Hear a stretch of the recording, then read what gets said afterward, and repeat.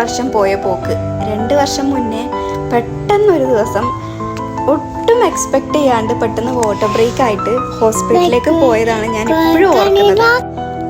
അന്ന് നമ്മളെ കുഞ്ഞിപ്പെണ്ണ് ഇന്ന് വരുന്നൊന്ന് ഒട്ടും പ്രതീക്ഷിച്ചിട്ടുണ്ടായിരുന്നില്ല. കാരണം എൻ്റെ ഡ്യൂ ഡേറ്റ് അടുത്തിട്ടും ഉണ്ടായിരുന്നില്ല. 36 വീക്ക് ജസ്റ്റ് ആയിട്ടേ ഉണ്ടായിരുന്നുള്ളൂ. പെട്ടെന്ന് വാട്ടർ ബ്രേക്കായി, ഹറിബറിയായി ഹോസ്പിറ്റലിൽ എത്തിയതേ എനിക്ക് ഓർമ്മയുള്ളൂ. പക്ഷെ ഏറ്റവും വലിയ സങ്കടം ഏട്ടൻ കൂടെ ഉണ്ടായിരുന്നില്ലല്ലോ എന്നായിരുന്നു.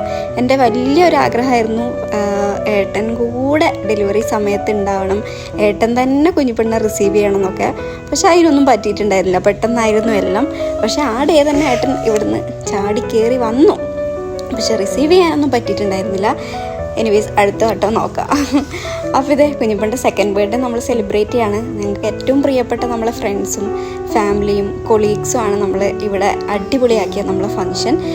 ഒന്നാമത്തെ പിറന്നാൾ നമ്മൾ നാട്ടിലാണ് ആഘോഷിച്ചിട്ടുണ്ടായിരുന്നത്. അതുകൊണ്ട് തന്നെ ഇവിടെ ആരെയും ക്ഷണിക്കാൻ പറ്റാത്തതുകൊണ്ട് ആ ഒരു പരാതി തീർക്കാൻ രണ്ടാമത്തെ ബർത്ത്ഡേ ഇവിടെ എല്ലാവരെയും ക്ഷണിച്ച് അടിപൊളിയാക്കിയിട്ടുണ്ടായിരുന്നു. 2 പാരൻസും ഉണ്ടായിട്ടില്ല എന്നുള്ളൊരു സങ്കടം ഉണ്ടായെങ്കിലും പക്ഷേ നമ്മളെ ഫ്രണ്ട്സ് അടിപൊളിയാക്കി കളറാക്കി തന്നിട്ടുണ്ടായിരുന്നു. അപ്പോൾ ഇതാണ് നമ്മുടെ കുഞ്ഞിപ്പൻ്റെ ബർത്ത്ഡേൻ്റെ കുഞ്ഞു വിശേഷം. എല്ലാവർക്കും ഇഷ്ടപ്പെട്ട് കഴിഞ്ഞാൽ ലൈക്ക് ചെയ്യുക, ഷെയർ ചെയ്യുക. അപ്പോൾ അടുത്ത വീഡിയോ ആയിട്ട് കാണുന്നവരെ ബൈ ബൈ.